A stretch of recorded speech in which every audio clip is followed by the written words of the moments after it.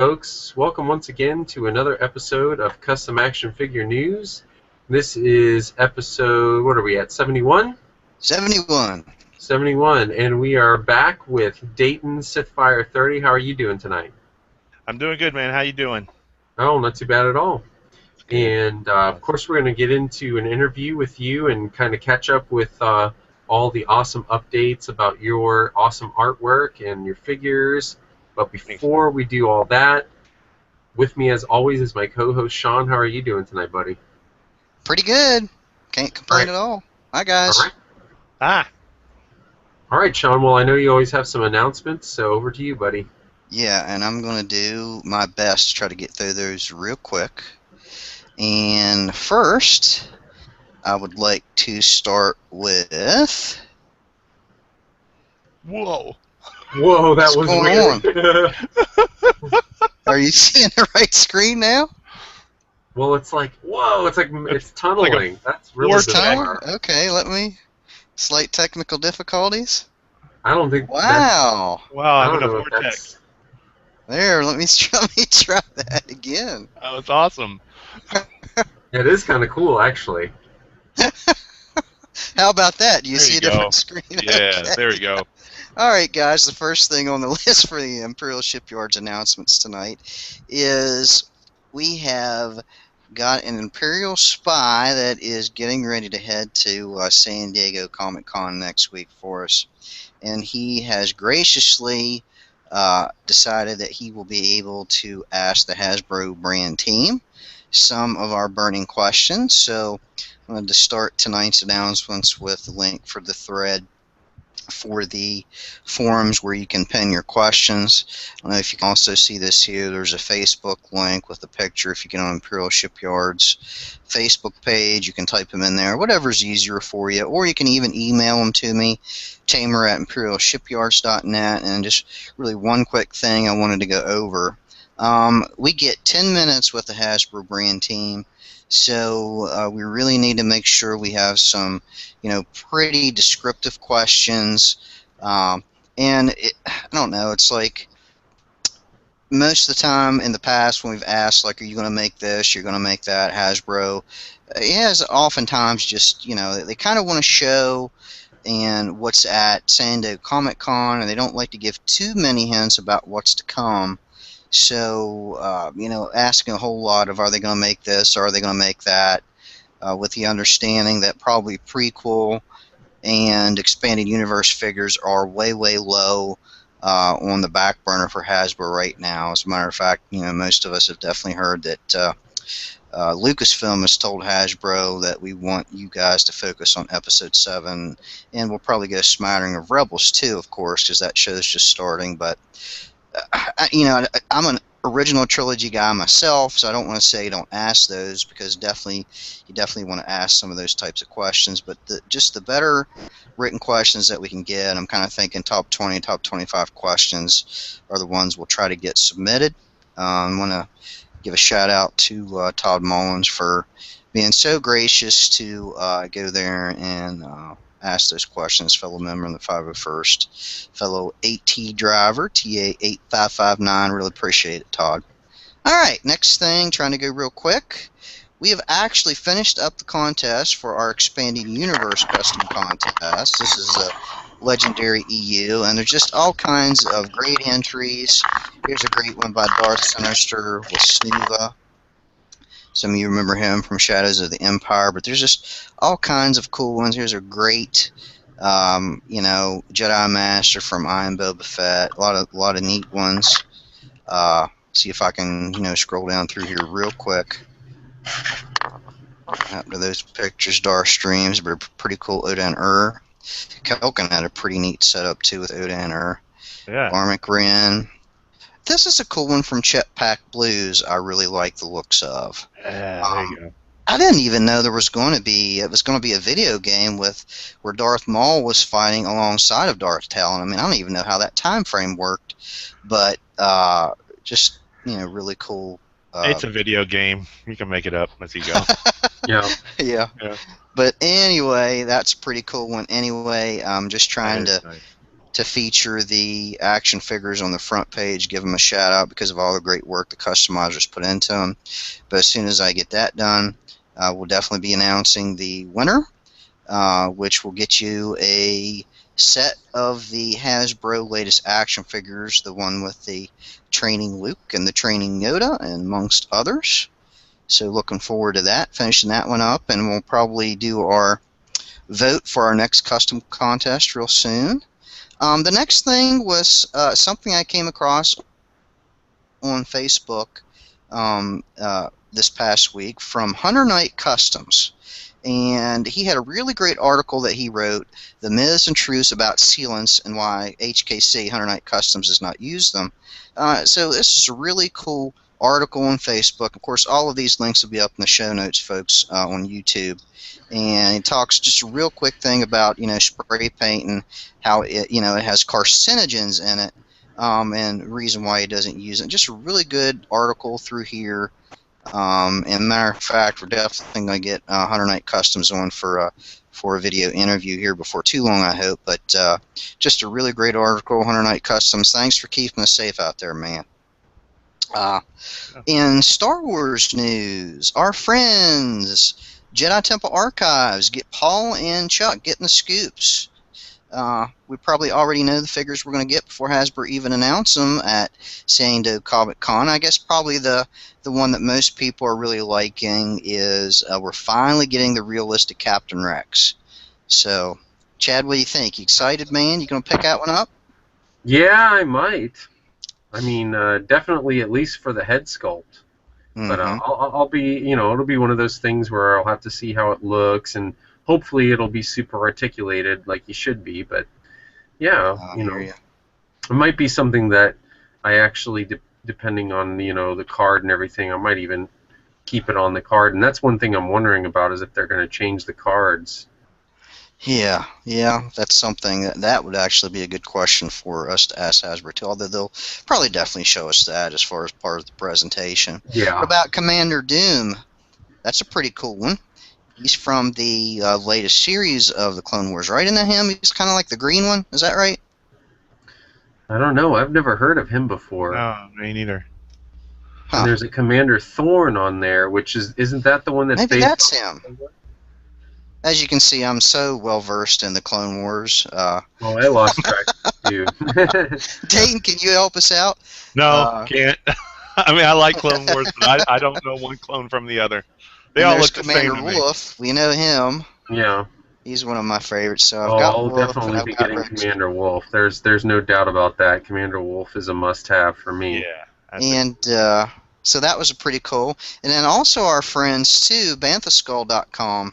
They had a really neat feature, and they wrote theirs up as kind of a spy report, and you kind of had to read between the lines. I call it very Dan Curto-ish because Dan Curto gives you all the little hints, but doesn't quite come out and say it. And they even had this neat little image, and I can kind of make out what that guy might be. You guys recognize that character? Yeah, I think he was in I think he was in A New Hope. Wasn't he in one of the cantina guys outside of the cantina at one point? Yeah, I think so.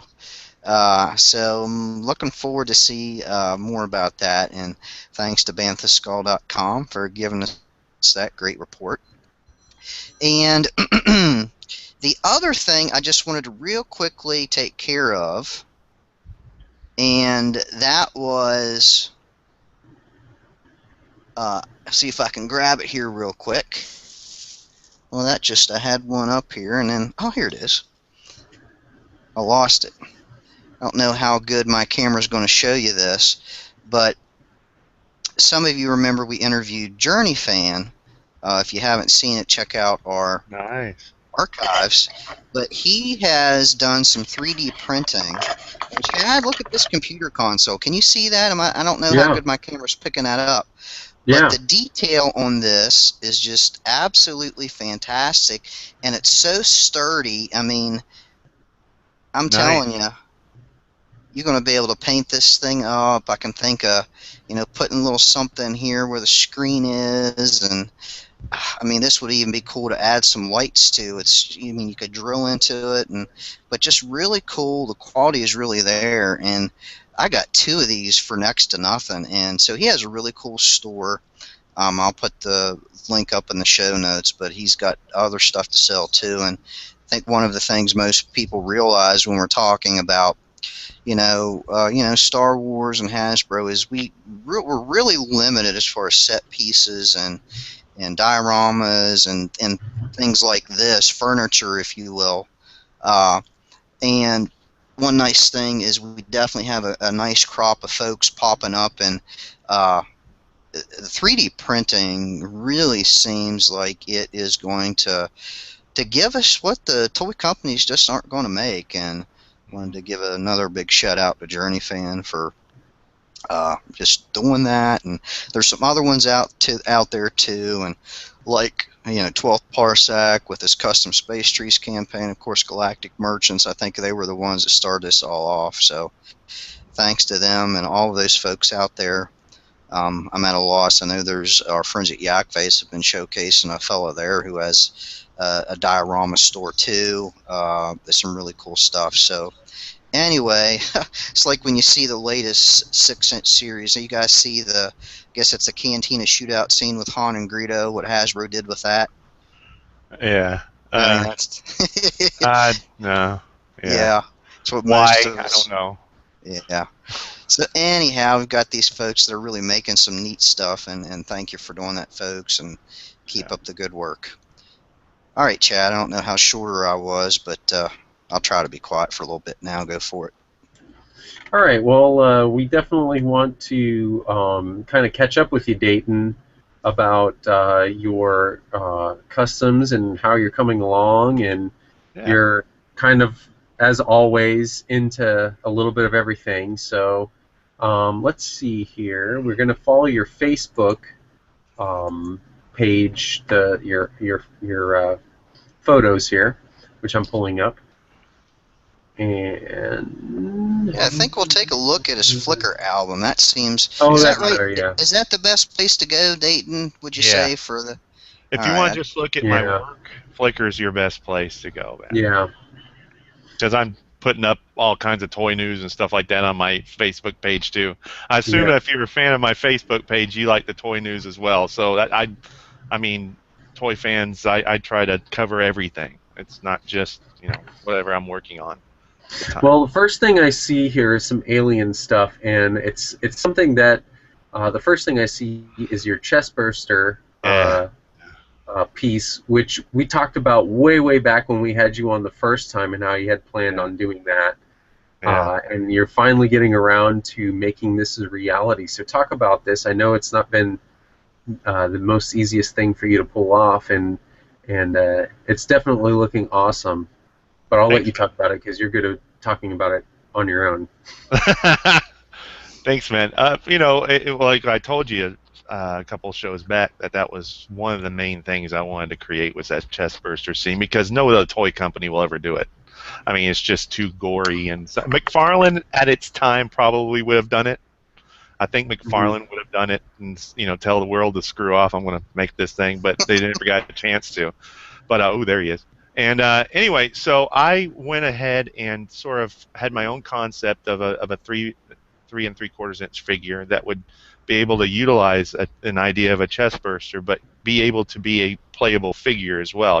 Whenever I design something like this or I create something like this, I'm thinking like if I had a toy company, how would I make this a deluxe figure? So imagine this as a deluxe Kane, from Alien. So what it is the idea of what they actually used in the production of the film. They had a false upper body, and they had John Hurt's head going through the table in the back, so that it looked like that was his chest. And so they had 2 different chests. They had one that was an empty cavity that was more or less just a blood packet that would blow through, and then they had the second one, which was the actual head that would come up through the shirt, and then the third one was the gore, the stuff that you bought at the local abattoir, what they called it, and it was just nothing but seafood and stuff they jammed in there and put some red blood, cow blood in it to make it look disgusting. So there was 3 different versions. Well, that's the kind of the approach I went with this. I said, let me have a false chest with a plug-in shirt So the upper chest is a hollow hole going through the chest of the figure, and then there's two pieces of the shirt, a normal shirt that plug in through the back and the front. There's a second one in which the baby is bursting through and lifting the shirt up. So it's coming through. When it's painted, it'll be much more detailed when it's painted, of course. And then the third one is the actual bursting, And what I thought was create the open cavity, the cup that you see there in the picture, with the tail wrapping around as it did in the film, and then the little bit of a gore, the awful sitting next to him, and then sculpt the head separately, because what's going to happen, what my idea is, I'm going to have the idea of the head being able to raise up out of the chest, just like in the film, how it's tucked down when it first comes out, and then it raises up, and it says its little thing, and it takes off. Well, I want to have that happen as like a little, quote, action feature with this figure that can raise up, and then the table that I created will have a little slot underneath that will have a magnet. Along with the little chestburster will have a magnet underneath, and you can slide it on the table as it slides off the table. And just like in the film where they just took a pulley and blasted the little air behind its tail and pulled it off to make it look like it was taken off. So, it's finally coming to reality. I got this part of the sculpt done. I'm going to work on the actual little beastie this weekend and get that part going, then cast or mold and cast those parts, see how well they turn out. And at that point, really for the actual figure itself, it's done. I mean, there's really nothing else to do other than paint them up and see. And I'm looking forward to painting this one up. But yeah, this is the more adult themed version of the figures I'm doing. I try to, this is Alien. What do you expect? It's just one of those that some of my friends are saying, "Ew, don't do that. Don't do that." Keep it coming. That's not me. Yeah. Yeah, I wanted to do them. I mean, golly, it's the most iconic part of the film. Why not have a figure that represented it? So, there will be a different head sculpt. I have one head sculpt of him screaming. The other head sculpt of him in his demise. His eyes are closed. His arms will. I have an arm being made. I'm sculpting right now that's going to have it sort of draped over his chest. After he's dead, sort of. Like he's. When he's shaken a little bit, like this. Scary, just disturbing. But it's perfect for that figure. So, and then I'm doing some reactionary head casts or head sculpts of the figures I've already created so far. So yeah, it'll be a fun diorama when it's done. It'll be something that'll be really cool. But one little step at a time with it. A figure with an action feature I like. Yeah, that'd be cool. Yeah. So. That's where Kane is right now.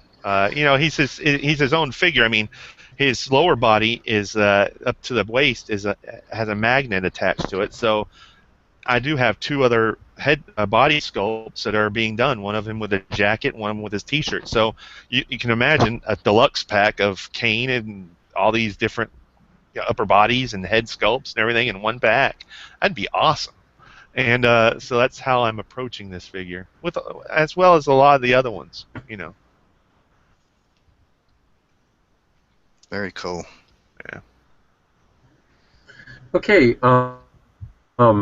The next thing that we see in your photo stream is a very, very awesome sculpt of the. What do you call these? The sleeper chambers, Dayton? Yeah, this is the sleep chambers that are seen in Prometheus. Hello. Do you hear me? I do. Right. Okay. Uh-oh. I hear you. Do you hear me, Chad? There's just we're getting a bit of a delay here, I think. I can hear you. Oh, okay. All right, cool. It's the sleep chamber in the. Go ahead. All right. It's the sleep chamber in the Prometheus film. You hearing me? I am. Yeah, keep going, Dayton. You're fine. Okay. Anyway, and it's there's 4 of them in the film, and right now I'm just doing the one in which the surviving engineer is sleeping in its chamber. So there's 3 others that I can cast from this one. This is actually all casted piece right here.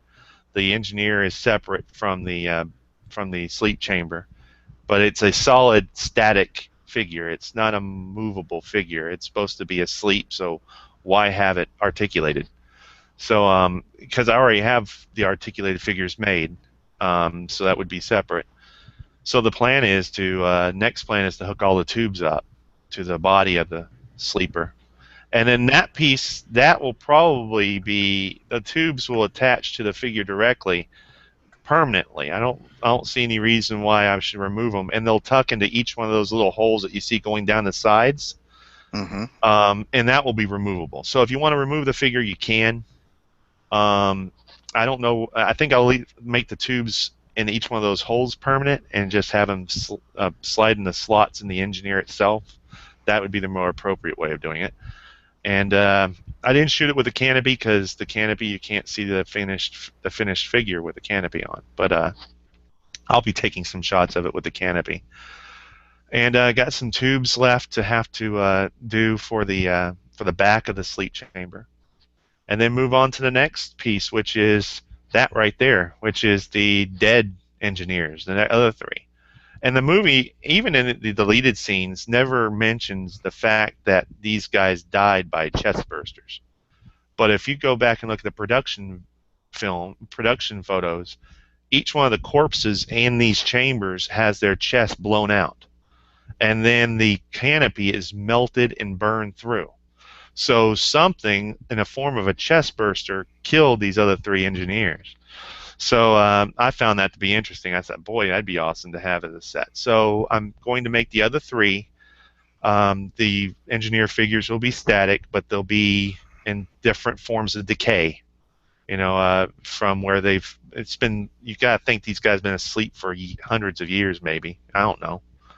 They need a breathing apparatus in order to survive, so they had to have been. So that's the plan right now with these guys.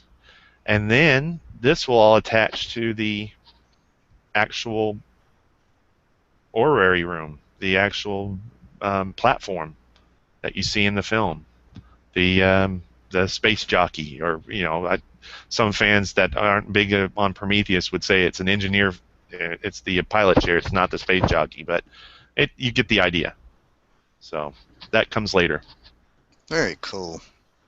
Just the level of detail. I mean, how long did it take you to sculpt those little alien symbols in? I mean, I'm just thinking, oh man. That was the fun part. That actually didn't take long at all. That's just using a little sculpt tool with a flat edge, like a beveled edge, and just going in and dabbing it. Remember, I'm using monster clay when I do this, so the clay is when you get it warm, it's very forgiving. I mean, you can go over it again if you mess up, and then just dab it, and it holds the shapes really well. And I was especially surprised when I made the mold and I pulled the mold back, and all those little symbols appeared on the mold. So it's very fortunate on that. But the hard part was for this was the texturizing of the actual surface of these things. I had to use a little stylus ball and just dab it each little section. It took like a day for me just to sit there and just dab all day this one thing, and it just about drove me nuts. But it was worth it.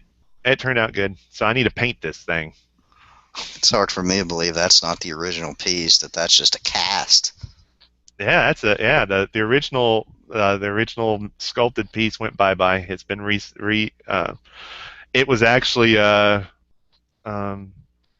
recycled to sculpt the sleep chamber for the Nostromo. So it became one thing, became another. So I've got this. I got a master cast that I put away in case I ever need to make another mold. And then this is a final cast, and then I'll make 3 more for the other engineers. Sweet. All right, what are we looking at here, Dayton? Well, this right here is the it was just a mashup, really, because I got the guy that does my laser cutting for me sent me a bunch of stuff that I had created vector work for, and he cut it out for me. Does an excellent job. And if anybody needs laser cutting services, contact me at my email or on Facebook, and I'll forward you his contact, because Jeff is an awesome guy, and he's a fair guy, fair pricing. he does it, on his spare time. So he goes out of his way to do this for me. I appreciate it. But this is a couple of projects. What you see in front of you is the engineering corridor for the Nostromo, and right behind it is a Prometheus door. I did that. I actually started that project about a year and a half ago, and I got the first sample back, and it was too small. It was out of scale. It was my fault. I scaled it wrong. So I had him go back. I updated the vectors and sent it to him, and he cut it for me again to the correct scale. So I got that in as well. So the engineering corridors are going to be a very a daunting task to create, but it'll be worth it. The payoff will be worth it when it's done. There's a lot of greebly work that's going to go into that. That right there, is that the image? I actually sat up I cleared everything off my art table. I didn't dust it off on purpose because I wanted to look dirty, because I didn't want to look too clean. So I just set up all the pieces he cut for me, and all the grates that I've casted. All those grates that you see are actually casted pieces, plastic. So they came out really nice.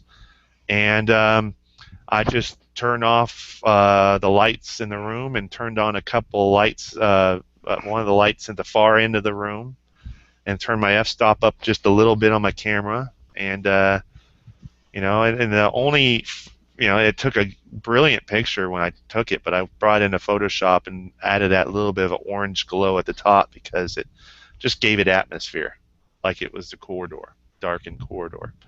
But that's the idea of where I'm going with it, and it Awesome. has a ton of greebly work that has to go into this. I mean, the little backward TV sets that you see there glued to those grates. Is that what those are, backwards TV Yeah, sets? those are big canister TV sets. Yeah, CRT canister. And they just turned them up backwards and glued them to the That's actually shipping grates that they use to ship pallets. And they just glue those things to the pallets. They did this stuff in repetition, which makes this much more enjoyable to build in diorama form because a lot of it's repetition. But it's just the detail that goes into it. These guys just junked it up, but they did it in such a way to make everything look like it made sense that it's just you just can't just glue all kinds of stuff together and expect it to make sense. You have to go in there and really figure out how they did this in order to make it look good. So each part of the corridor will come in sections. All right, each one of those sections will have a floor that will be custom made that everything will plug into, so that I can make either one long corridor like you see in the example shot of the production, or I can make like 2 or 3 and attach it to a junction that will go to like the medical bay, or maybe upstairs, or the ladder that goes to one of the second floors or something like that, which I'm not going to create levels for this thing. I'm not going to go that crazy. But, you get an idea of places that you can go on the ship doing this stuff. So, yeah, I can't wait to get Parker and Brett finished so I can have them walking down the far end of that corridor so I can get a shot of that. That'll be cool. Gotta have some steam rolling through there too, don't you? Yeah, boy, I'm gonna have to get some CO2 or something. Maybe a shadow of an alien queen at the back or something. Well, Yeah. We didn't have an alien queen. We only had an alien in that first one. Probably put the little big chap in the back with his coming up through the ceiling, with his head peeking around. Oh yeah. Yeah. Oh, cool.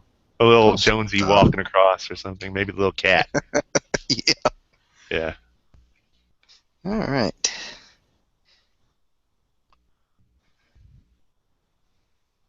Yeah, this is what I was talking about earlier, the actual platform that's going to be built. So you can imagine this is a 1/18 scale, so that the sleep chamber is roughly 13, 14 inches long. So you can imagine it's probably going to be, I think it was the one side is like 24 inches from center to far. It's going to be a big piece when it's done. And right now, I've split that into like a pie of 4 pieces. The actual round black foam core that you see there. Mm-hmm. And I got 2 of those pieces cut out, but excuse me, I'm doing the vector work for that on the line art because it's so detailed. that they put into all of those lines and little cutouts and everything on those floors. I don't know why they went so elaborate, but they did. But I don't mind it. It looked great. So I'm doing that in levels, and I'll have that sent out to be cut. And then it's more or less, unlike the other stuff, this is not really repetition because the other 3 panels have something obstructing it, like either a steps or a control station. So all that stuff will have to be built as well. And this, and doggone it, if I can't remember the name of that new mold material, it's from Smooth On, and I just got it last week. And hold on a second, because I probably have it in front of me, and guess what? I don't. Doggone it. Anyway, it's a brand new product they came out with for Smooth On for their mold making silicone. All right, it's a tin-based silicone, and it's milky white. It's something else. I've never used a silicone that's white like this, but it's supposed to be a very fast cure, and it mixes like water. And I almost thought I did the mix wrong, because when I started mixing, I said, "Boy, this is so thin. I hope I'm doing this right. Maybe I didn't make the mix right." And it's a 10-to-1 ratio. And so when I poured it, it took like 4 hours to cure, and it came out just as good as the rest of my silicone that I was paying an extra $100 for.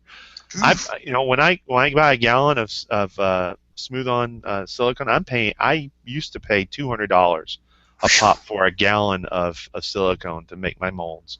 So you know how much money I'm putting into this. I'm not playing around with it. I'm putting money into it. But this was a godsend, because I literally am saving $100 and getting just as good a mold material for my work. Now, some people may disagree and say, well, you need something that's a little stronger, you need this and that. Not for the stuff I'm doing.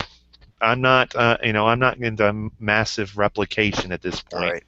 If I ever when I ever get into that and I'm making a kit for somebody or stuff like that, I'll go invest in some stronger tear strength on. This is a bit average tear strength. And when I say tear strength, you take a piece of that silicone, you stretch it, and whether or not it has give or not. The stronger the tear strength, the more detail and stuff that you can get out of your mold without it breaking free when you open your mold up and take your piece out. So this is about average tear strength, and it's good. I cast that engineer with all that detail. I made a mold out of him, and he came out fine. And I've made like 4 so far, and it hasn't let up. So it's a good material. And if you go on my Facebook and you do a little research on my Flickr, I might have it even mentioned in my comments about this material. Let's look for it. You can tell us what it is, and we can get it in the show notes, Dayton. Cool stuff. Yeah. Can I ask a quick question? Sure. Does that thinner liquid, would that necessarily mean less air bubbles too, or not? Yes, it will. It'll mean less air bubbles.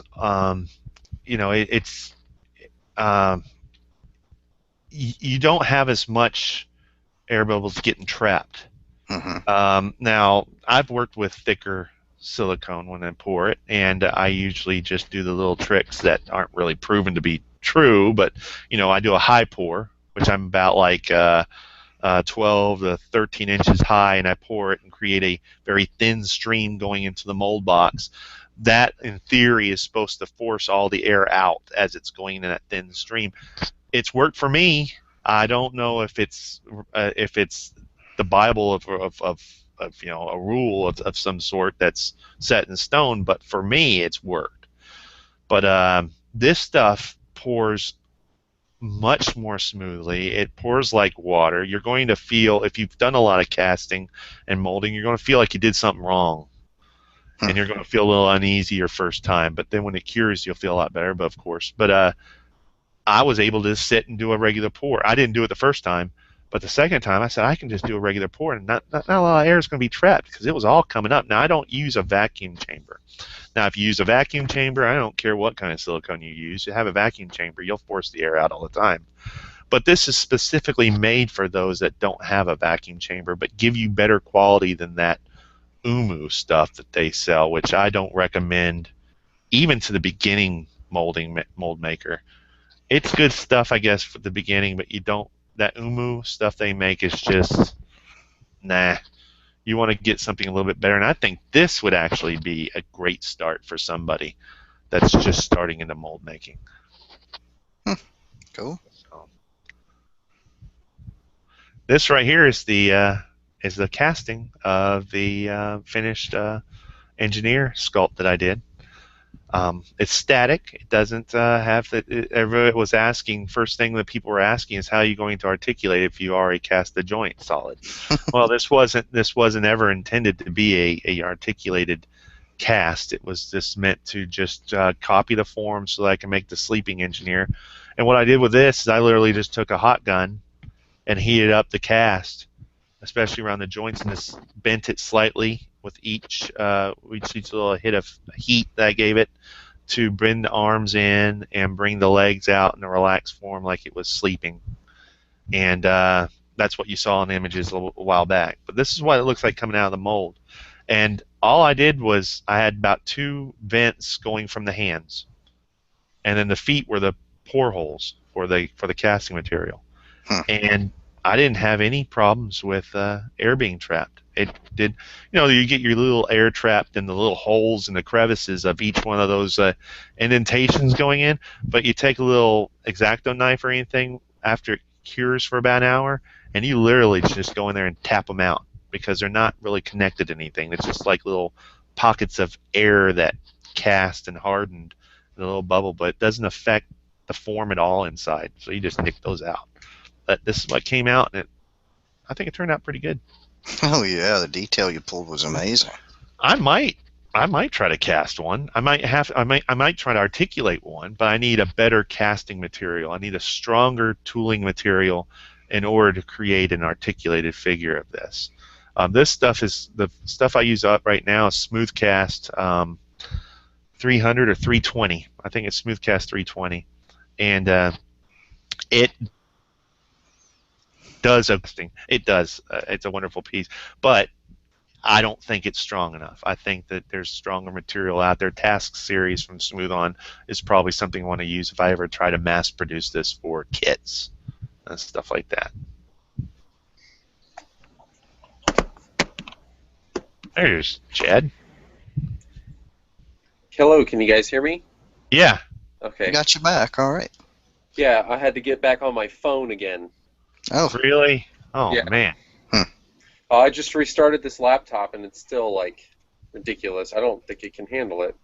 Oh, well. Wow. Well, I see and hear you. That's good. Yep. Awesome. All right, where are we? I see the mold that you poured yeah. for We your... were talking about how good he's got this new mold material, and he just poured the sleeping engineer, and now we're looking a little bit at his mold boxes, right, Dayton? Yeah, and it's nothing more than just mat board, black mat board. You can get a Dick Blick or something like that, big old sheets of it. I usually get boxes of it.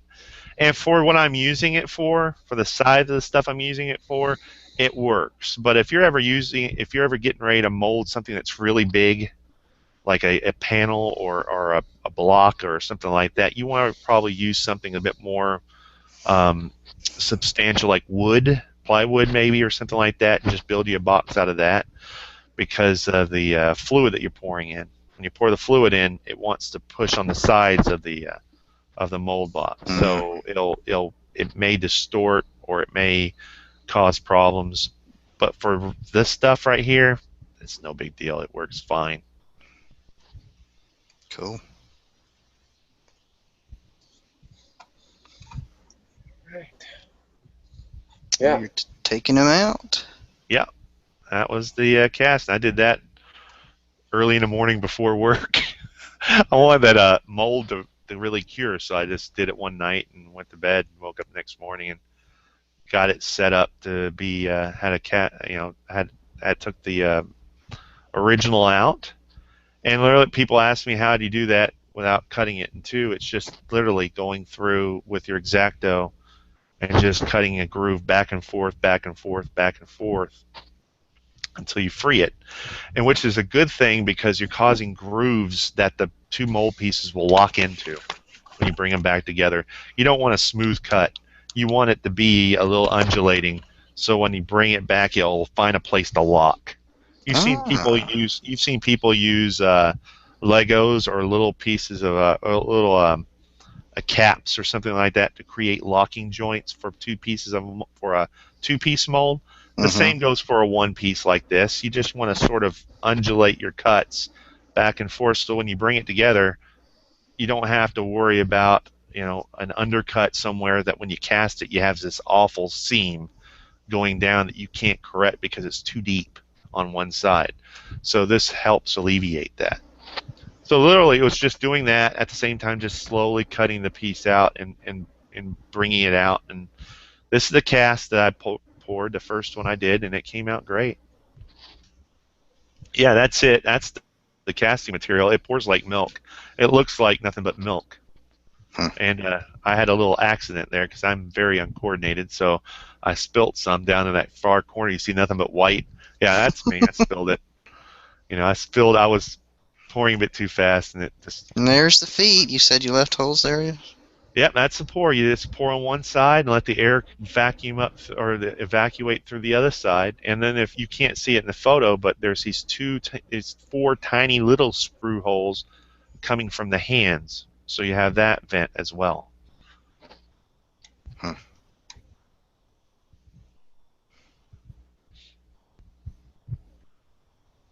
Yeah, that's the sleeping engineer.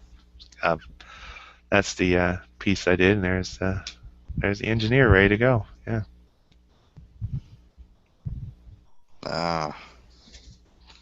Yeah, there he is. The beast. Yep. Still working on him. I've finished the other set. I have 4 sets of hands that I've finished with him. The original hands were a bit too large for the figure. Although they look good, they just looked a bit too big.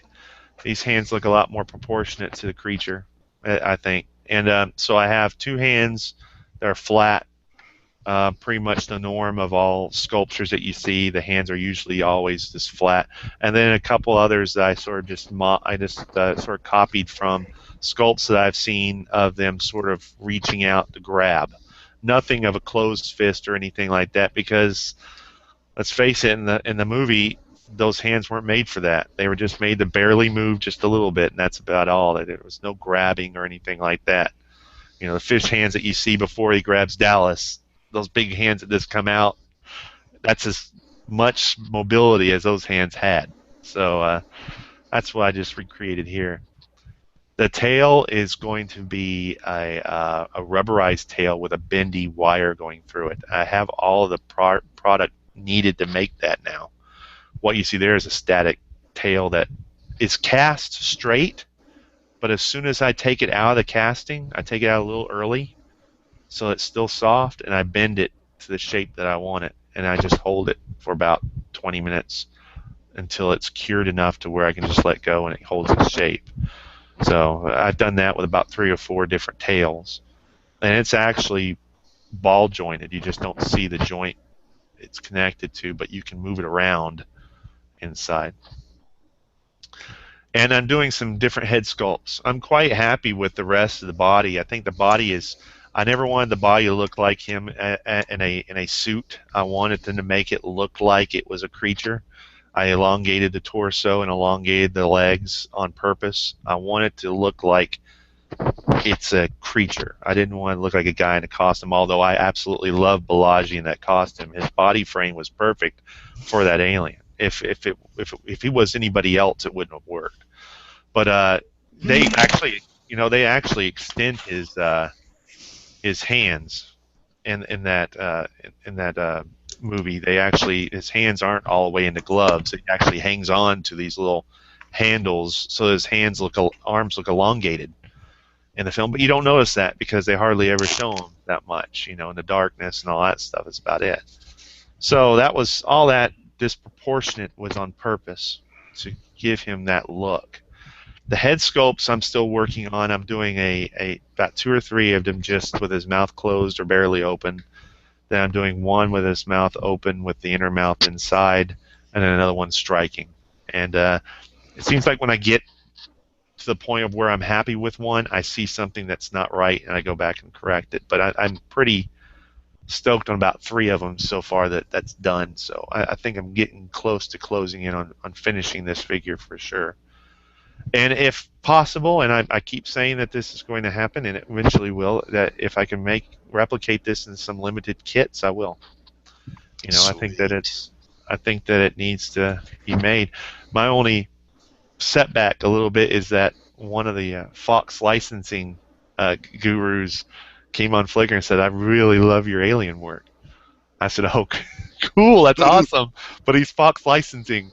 So that means he's following my work. So if I start selling something, I gotta get a little cease and desist message, huh? Yeah, I don't need to be rubbing anybody wrong. So it would be something that'd be very limited. It would be unpainted. It wouldn't be together. You'd have to put it together. You know, it'd come with everything to put it together. But it'd probably be called like Bug Creature or something like that. I don't know how to do those things, but I know my fans have been, you guys, all you guys have been really good to me. So you know, I need to figure out a way of allowing this stuff back. So yeah, it'd be really cool to have that. But I think he really turns out nice. He's much taller than the other figures. He's not. He's a you know, in the original storyline, he was about 9 foot tall, the alien. So it was much taller. You got to do a pic with him eventually next to like a regular Star Wars or G.I. Joe figure, just to get the idea. And you'll see that he towers over him. I mean, he really does, because in the book and in novelization, he was 9 foot. But of course, they couldn't find anybody at the time that was 9 foot. They found, I think, Balaji was 7 foot something, maybe something like that. So they had to just go with that. But you know, Ridley has said that if you want to take it for what it's worth, the creature is a 9 foot creature. So you know, I think I got the scale pretty close to what that was. So you know, it's pretty tough to me. But yeah, I'll do a shot with him with like a clone trooper maybe or something like that. Yeah, we're gonna switch movies on you. Yeah. I've been wanting to get back into Blade Runner for a while. It's been tabled for a while, but I went back to it probably about 2 weeks ago, and want to really concentrate on getting Deckard done, a 1/18 scale. And I've tried to keep these figures a lot more true to 1/18 scale, 3.75, because most of my other figures are a little bit larger, because I originally, when I started doing customizing, I based my figures on the old Power of the Force size, which were much bigger. If you ever put a Power of the Force 3.75-inch figure next to a current vintage line figure, they tower over them. You know, the scale has slowly gotten smaller and smaller and smaller. Well, we know why, but oh well. Yeah. little Leias, you know, I call them the little Leias because they like kids. I have one that I'm going to make a Newt from Aliens with, because it's perfect scale to that figures, because it's such a tiny little thing. But so I decided to keep these guys true to scale, because I have one of those spinners that Medicom came out with, the spinner cars. It's 1/18 scale. So I always imagine, boy, I'd love to create some figures that I can actually sit inside this little car and really detail out the car and everything like that. So these figures are purposely made smaller. So if I stand Harrison Ford's character Deckard next to Ripley, you know, the other figure I've done, you'll see Ripley's much taller. Well, that's just the way it goes. They're never going to cross paths, you know, and so who cares, you know? But it works well with the vehicle that's been made. So I'm looking forward to that. But yeah, I want to get Deckard done.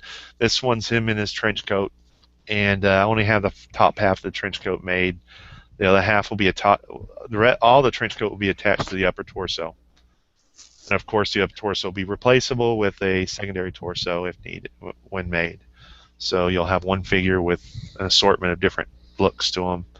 And as you saw in the picture previously, I painted up a sample just to see if I was getting close to what Harrison looked like in the film. Because you can sculpt all you want, but until you actually paint one up, you're not going to know how accurate it is.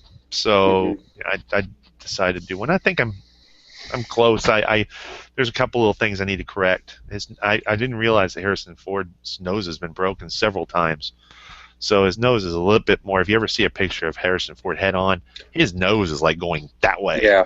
You know, It's really crooked. Yeah, it's something. So I have it a little bit crooked because I thought it was just a little tad bit crooked, but it's a lot more. I don't want to make it so obvious because it's not very obvious, but it needs a little bit more correction. I think the brow needs to be brought back just a little bit, and then that hair needs, you know, it seems like every scene you saw in Blade Runner, his hair was a little different from the scene before, so it's hard to really get it down on his hair. You know, I think short hair, no matter what, will work with him one way or another. So I'll have a couple of the head sculpts of him that I'll finish, but I'm happy with it with the direction it's going. So it looks good. Hey Dayton, you said Yeah. you were trying to keep these really close to 3.75. So what base figures did you use for them? The same thing that I'm using for the other figures. I'm using, you know, it's like for the alien figures, when I created Ripley was the first frame I made for the alien figures. So I based all the other figures that I create frames for on that, which means I had to extend the legs a little bit, extend the arms a little bit by using other little pieces cut to extend it. For these, I said, well, I'm just going to keep, you know, I'm still going to extend some pieces to keep proportion, but I'm going to keep the torso the way it is. I'm going to keep the arms pretty much the way it is. But, you know, for some figures, though, you know, you have to just look at their body proportions and stuff like that. Some people have longer arms than others and stuff like that, so you have to make those adjustments. But yeah, same stuff. I didn't go anywhere any different. I'm, you know, majorly I'm using a lot more G.I. Joe than I am Star Wars. I just all those G.I. Joe Retaliation figures, when they went on clearance, I snagged as many as I could up. A lot of that's being used for these figures right now, the Retaliation. I think they're well done. The figures were well done. It's a shame that they didn't carry forth on those things, but that's another story I can talk about. Maybe next show we can talk about that. Yeah. All right. Yeah. So we've got Deckard and then Roy Batty. You've been working on him a little bit too. Yeah. Yeah. Roy's head sculpt was the first head sculpt's complete. I got 2 other head sculpts of him smirking, and then another one of him that I'm going to work on as, you know, his Tears and Rain version. I'll be doing that, and as well as you have him in his trench coat, but there's a scene with his trench coat open. You know, me being the crazy sculptor customizer thing, I have to have that version, so I'll be creating that version. And because Blade Runner, believe it or not, is my favorite film. It's my favorite film. So I'm working on so much on Alien and all these other ones, but Blade Runner I've tabled, but I don't understand why I'm doing that well. It's because I just, you know, had to get into it. But but Roy Batty's one of my more favorite quasi-hero villains. He's more of a hero than a villain in the film at least. So I really want to go all out with him. I want to do the Tears and Rain figure. I want to, you know, have a little dove in his hand type thing and all that stuff. So I'm going to have some fun with that one. All right, so back to Prometheus a little bit. We've got some engineers. We've got some their heads a little bit, their helmets. I'm kind of skipping back and forth from one thing to another. I'm trying to keep up. Please, yeah, just go all over, man. Go, man. Go. I'll keep up. Keep talking, Chad. Well, I was just saying we've got some awesome. You know, we talked a little bit about the engineer in the sleep chamber and how he casted that, and now we've got some images of the head sculpt with the helmet, and then also the engineer's body sculpt, some close-ups there, and then moving in from there, we've got some of your diorama work with the Nostromo. So I'll just let you pick what you want to talk about there out of any of those things, Dayton. We can talk about the Nostromo because we talked pretty good about the engineers. So you know. That's what I figured. Yeah. Yeah. The Nostromo though is something that, you know, I never really intended to go this far with it. Honestly, I did one corridor probably about a year ago, and I thought it was out of plastic styrene. I thought it was really cool. So I did the other side, and I did like 2 more, and I put them together. I said, boy, that looks really neat. I have to do a base for it. It just sort of took off, you know. So now it's it's really becoming its own monster. Really, I've invested this much time. Might as well go the distance with it, and I'm loving every minute of it. I've really learned a lot with the scratch building. It's a mixture of laser cutting, doing vector work, scratch building with styrene, scratch building with MDF, scratch building with paper, any material you can find, greebly work, and sculpt work. So it takes all that and to create all this stuff, which is great because it really tests you on learning things and getting into forums and finding out stuff that you need to do. You do a lot of molding, a lot of casting, because it just comes with the program on this. So right there, that image that you're seeing right now, I think it's the entrance to the mother computer. That's on the Nostromo bridge. There's actually 3 wall components to the Nostromo bridge. There's the main entranceway, which I've shown earlier. Then there's the mother entrance, and then there's another portal on the other side that goes into, I think, one of the junctions of the Nostromo. So that's the part I'm working on now. I have the other 2 pieces done and cast. So that's the other piece. And then when that piece is done, I'm going to paint all those up at once, because I don't want to paint one piece up and then be distracted for a few months, forget what paints I used, have to remix stuff and not be accurate. So I want to get them all together, get my paint set, and paint them all up. And some people say, boy, that's going to take a long time. Not really. The paint work won't take that long. It's you know, the Nostromo walls are all basically a grayish, gray brownish, you know, type color to it, hue. So a lot of that would be taken care of. It's all the little greebly details inside the computer terminals. But if you look at the production video, it looks like they this, you know, a mismatch of just, you know, they put it all together and they just sort of spray painted some of the parts, you know, just different colors real quick, and just sort of, you know, dry brushed a lot of areas, you know, of different colors and stuff. So they didn't have time to go in and put a lot of detail paint and everything. So, you know, that might not be that bad of a chore as well. So what I'm really looking forward to is putting the LED lights on those little overhead signs. You know, that's I'm really looking forward to that, because I haven't done any LED work yet. So I'm learning it as I go, and it's really exciting to get into that type of stuff. I think one of the things that really impressed me, and go back to this one picture, is that mold right there and the level of detail that you were able to get. I looked at that and said, holy cow. Yeah, that's a platinum-based silicone mold. It's called it's by Smooth On, and it's called Lord have mercy, I can't remember.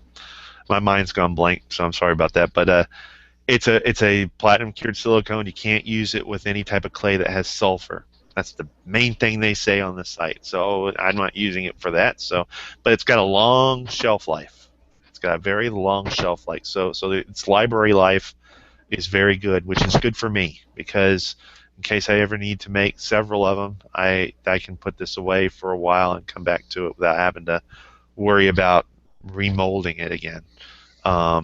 So I've only made 2 molds. I made two casts, a master cast, which is put away, and then one I'm going to actually use to paint up. And then the master itself, the actual wood master, is actually put away as well. So you got a cast and a master set aside, and then everything else is going to be painted.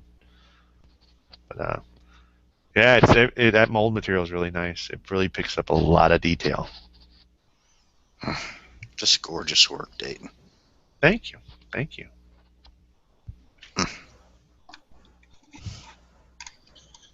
All right, let's see here. So we've got some more. Do you want to talk about the main airlock of the Nostromo and the work that you did there? Yeah. That's one of the first major diorama stuff I started working on, other than Corridor, was the main airlock. And it's such an iconic image in the film, because that's the gateway in which they leave and they come back infected. You know, it's the start and the end of everything. It's that airlock.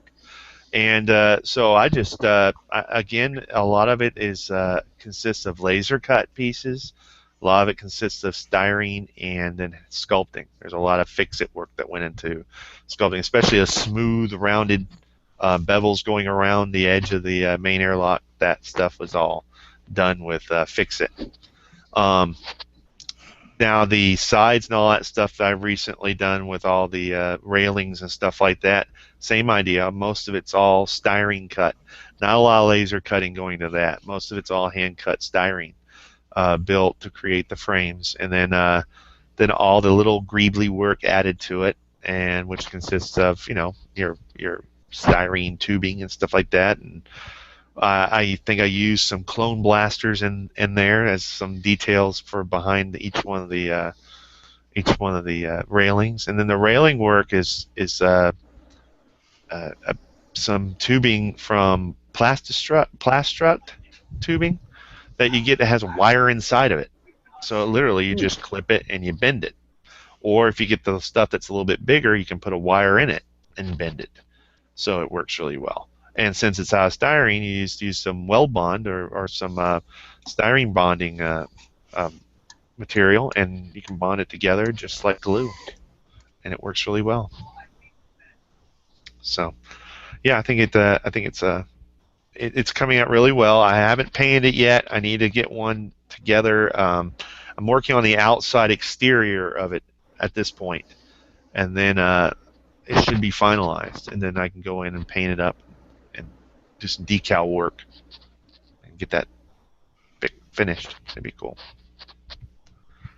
And it's actually connecting to another big room, so I have that part as well going in there.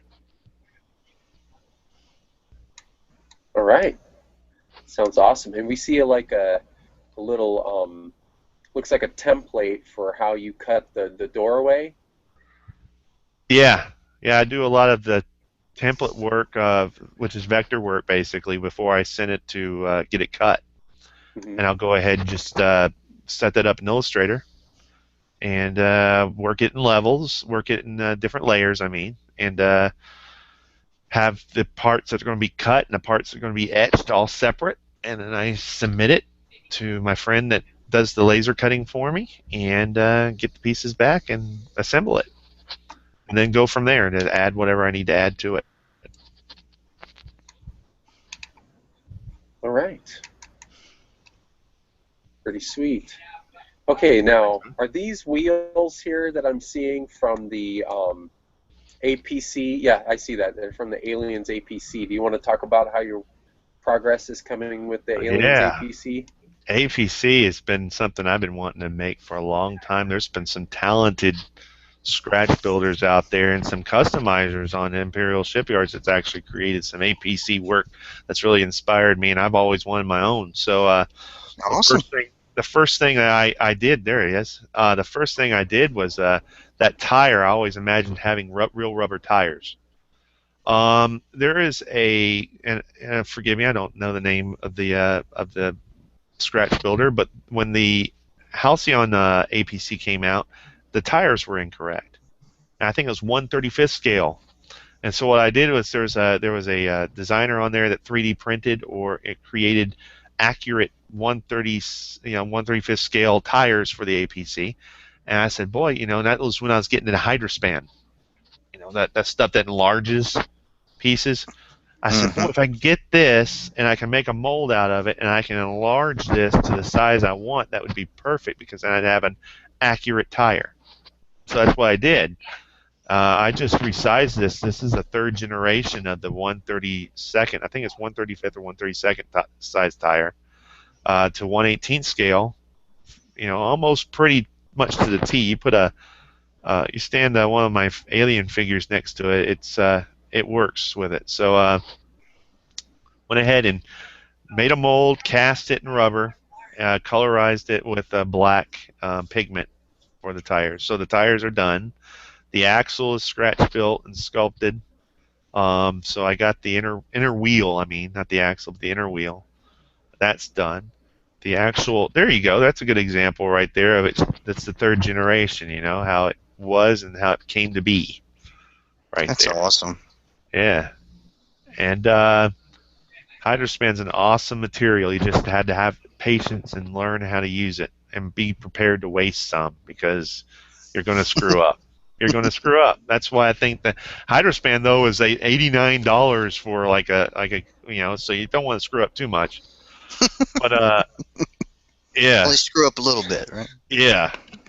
But yeah, but that tires are done.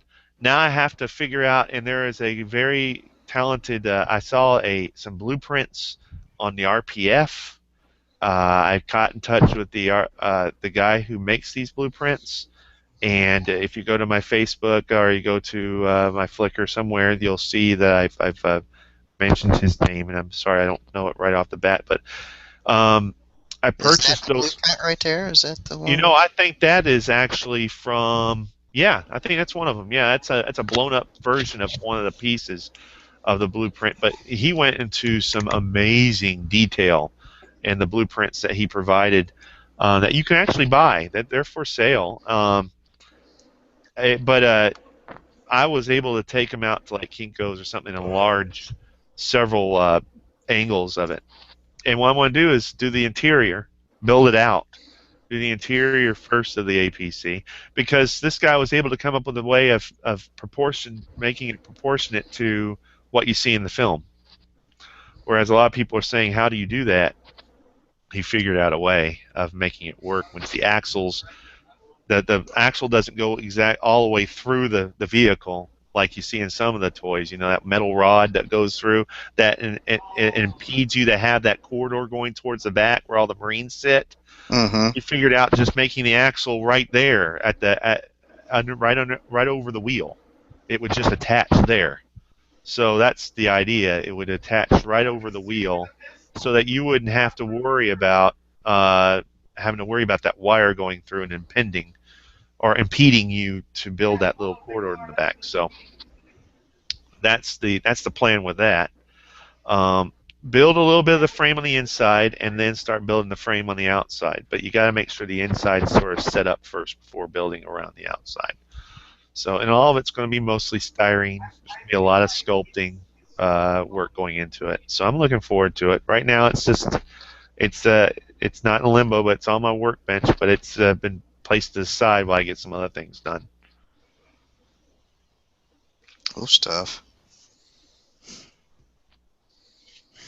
All right, we've got the sleeping pods for the Alien film that we see the characters kind of wake up in, and we've got some more of your clear plastic work there too, which is awesome.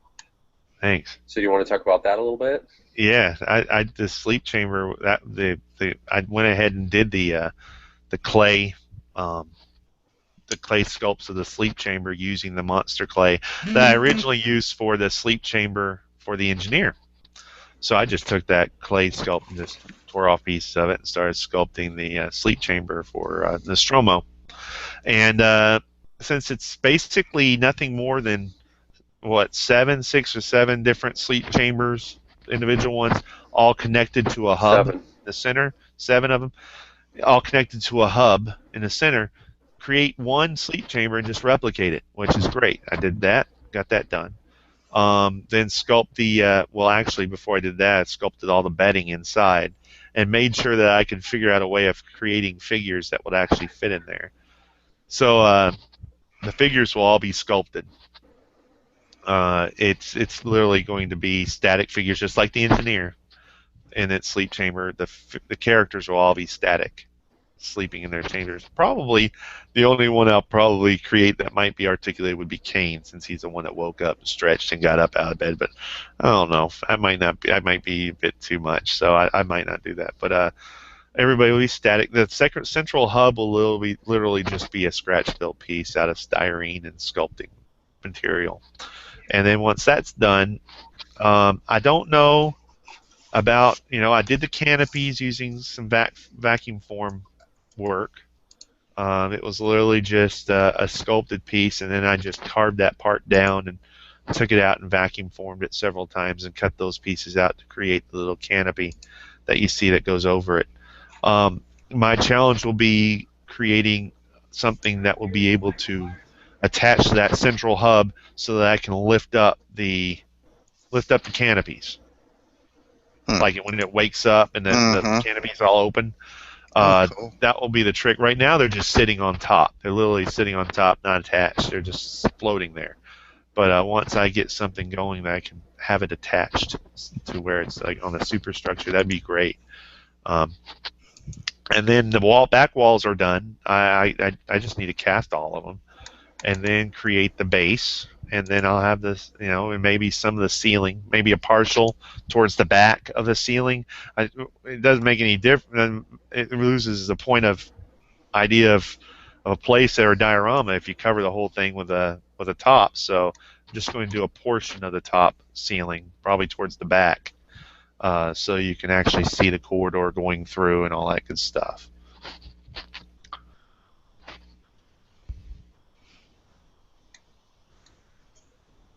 Okay.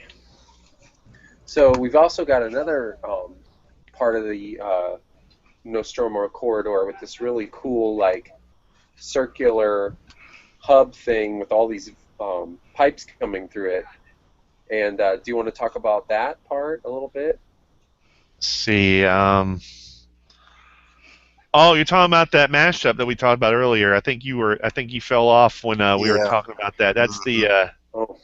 There it is. Yeah, that was a mashup between the Prometheus round door in the background, and then the engineering corridor with all the pipes and stuff leading to it.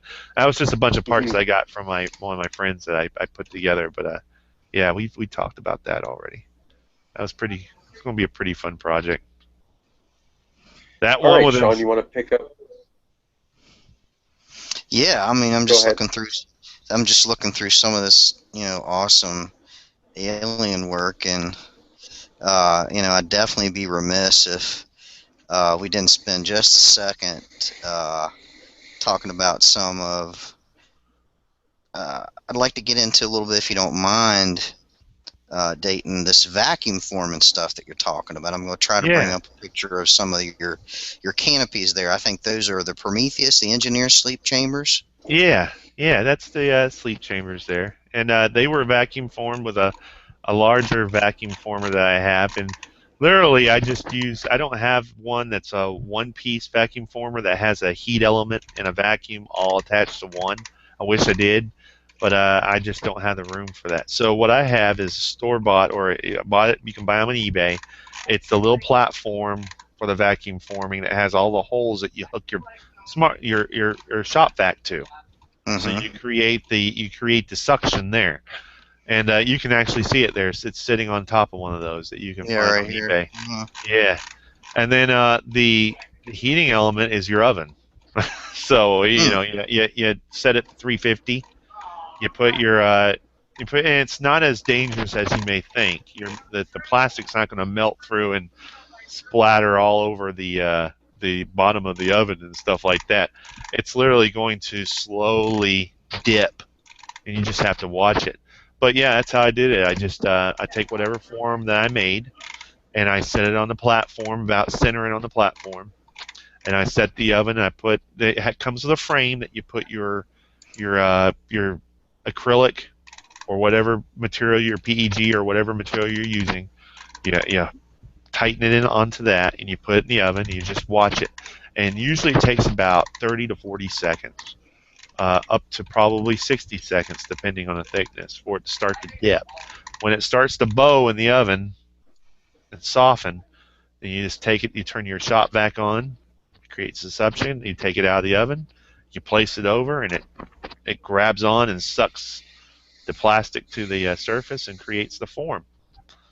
So that's what I did with the sleep chamber, and it really, the detail it came out was awesome. It really came out, and that's some strong PETG, I believe it said. It's the kind of plastic I use, I believe, but it's a very strong plastic used for food products and stuff like that. You can buy it, sheets of it on eBay, if you ever need it. But very strong plastic, and it really comes out nice, and you can take a Dremel to it and carve it down and stuff like that, or cut it down, trim it the way you want it. it takes a beating too. I actually stepped on one and it just didn't break, so it just sort of Cool. popped back in that place. That was by accident. I don't like stepping on my stuff. Yeah, and I want to say, Even when I get disgusted, I don't step on it. I just sort of put it away so I don't look at it. here's maybe the last aliens work we'll talk about. Okay. Is a neat product you found.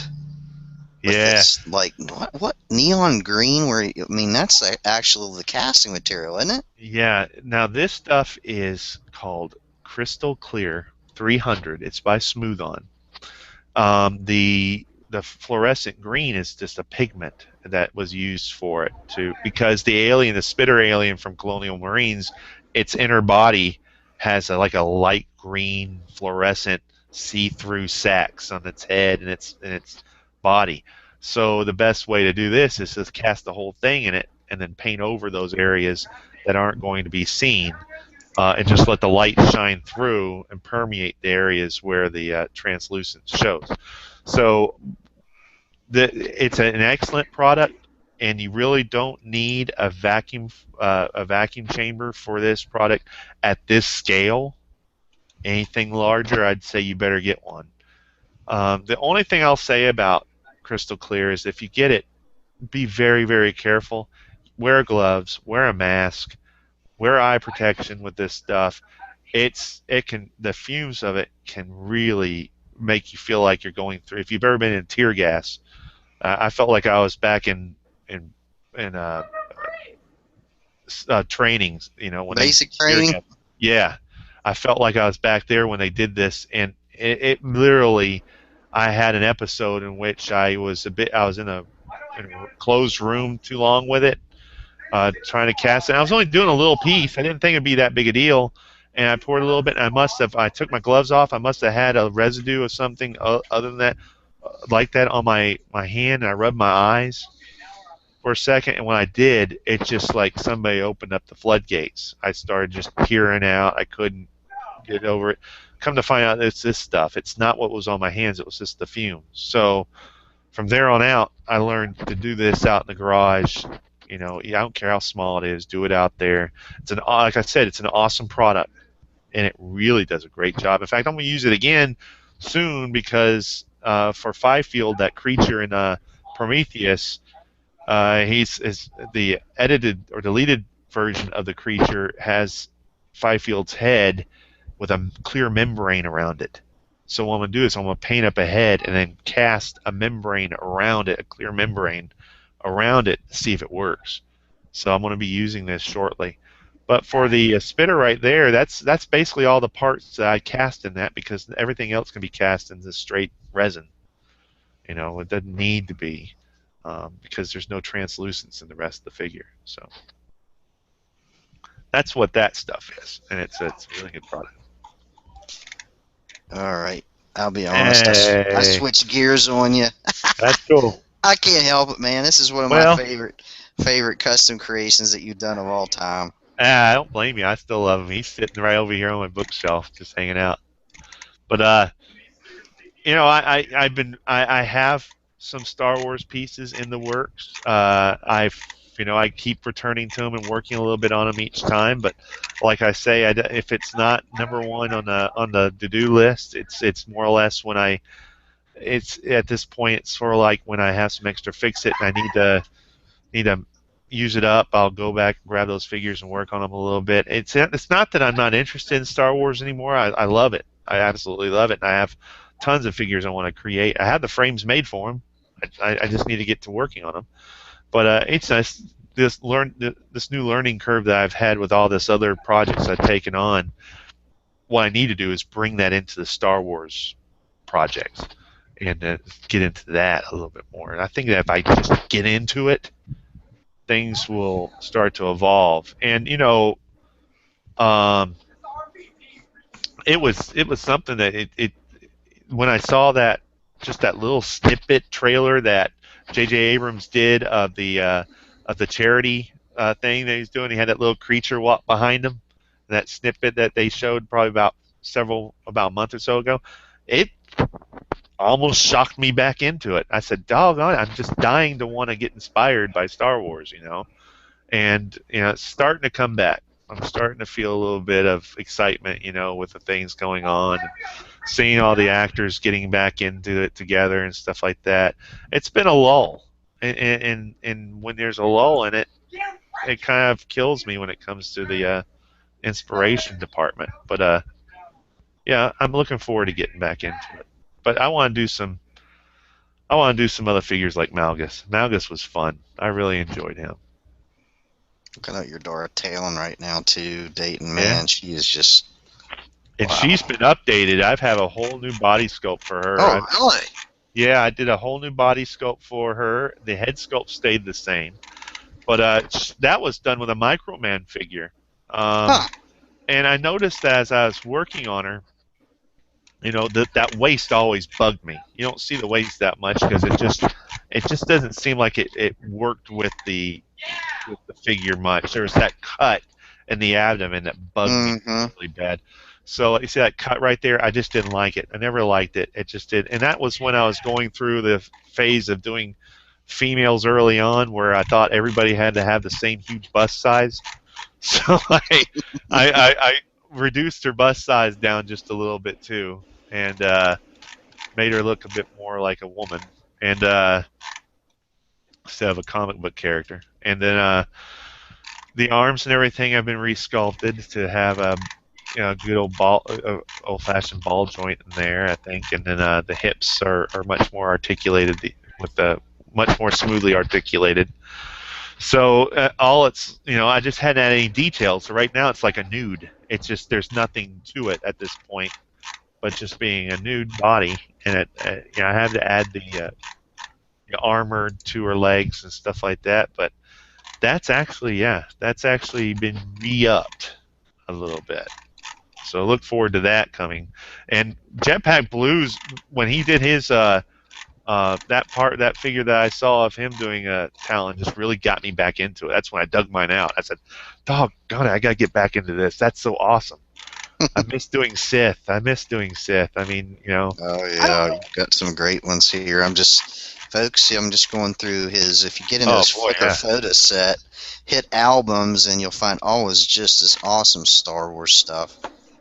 Yeah. Just really cool stuff. Awesome. I could spend hours in here. And nothing is abandoned. I haven't abandoned anything. It's just a lot of that work still sits on my shelves and is clean and dusted and everything. It just doesn't sit there and just degrade. I work on a little bit each time. I should probably just photograph what I work on, even if it might not be interesting to most. At least it's an update. So I might just go ahead and start shooting some more Star Wars work. As far as what I have in store for Star Wars, I mean, most of my stuff's still based in the Legends stuff now, but I still call it the EU. I always call it the EU. It's just one of those things. But it's the stuff from Dark Times and all the Dark Horse comics that I love so much. It's such a shame that they're going to lose the franchise. Marvel's picking it back up, because Marvel hasn't been very. They do things to characters that I just feel uneasy about. So, I think that Dark Horse kept true to base figures or base characters from the old trilogy and created some really good EU characters that were very believable that could be in film in the Star Wars universe. So expect a lot of those to keep being made. I do look forward to what Marvel has in store. I don't know, I look back at the old school Marvel days when they were doing Star Wars, and there was a lot of great characters like Score and who's the bunny rabbit guy? I can't think. Jackson. I want to do a Jackson. I mean, I want to do those guys. I thought they were unique. They were one-offs, type characters. So, if they want to go back and do some guys like that, that's cool. I'm good with that. Just don't make a Gungan.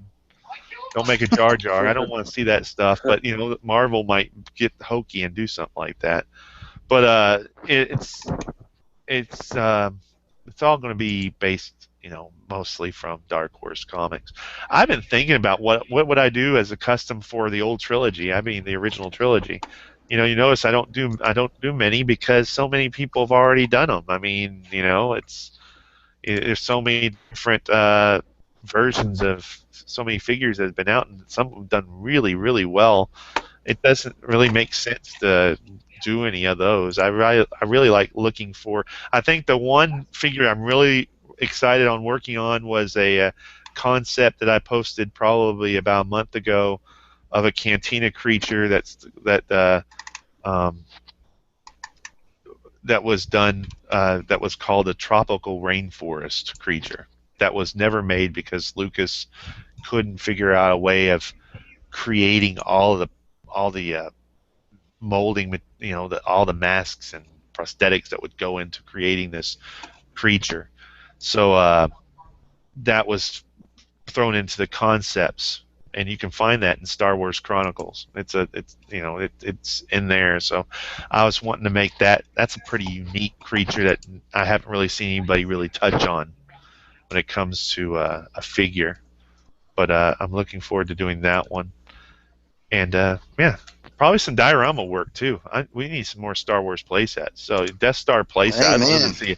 I'd love to see a Death Star playset, come out. But I don't know why Hasbro won't. They see everybody making them. You'd think that they would always. Yeah, boy, we can go. Yeah, like Chad said, that's for another podcast. Well, Shawn does have Chad. I was just going to say, Shawn does have a question on here about new Star Wars products coming out, and if there's any that have you excited. Well, yeah, the 6-inch figures really have me excited. You remember, I'm a hypocrite and a half because I remember years ago I said, no, I'm not going to buy those 6-inch. What are they doing? They're screwing up. They're screwing up the entire line. But can I tell you something? I have not, as of yet, bought one of the standard 3.75-inch Black Series figures yet. I haven't bought any. I've been buying the 6-inch.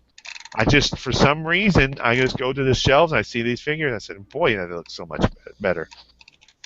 Paint apps are kind of off, but they're much better than the 3.75-inch figures. They just really haven't hit my fancy yet. And I really am looking forward to Chewbacca and Darth Vader and excuse me. And I think they said somewhere they're making Jawas. At one point, I thought I heard that. That would be awesome. So, in the next couple of days, I'm supposed to receive that San Diego Comic-Con Jabba. I purchased that off of eBay from Viper's Kingdom. Mm-hmm. Yeah, I paid a little bit more, but I know I wasn't going to get it any other way, probably. So I went ahead and wheeled and dealed with him a little bit and got it for a little bit cheaper than what you saw on eBay. So you saw the Scout Trooper I got. If you pre-ordered him, you're going to love him because that figure is awesome. That figure, the speeder bike, they did a wonderful job. That's props to Hasbro. They do that every time with the deluxe sets. They would have all kinds of fans. I think they'd have an easy go. So, but I'm really looking forward to that. With a new G.I. Joe film released, you think that we look forward to new G.I. Joe figures coming out soon, probably. So I'm looking forward to that possibility. And NECA with the new Queen coming out. NECA's Queen is Aliens Queen's coming out soon. I'm really looking forward to seeing that and the new Aliens figures coming out from them.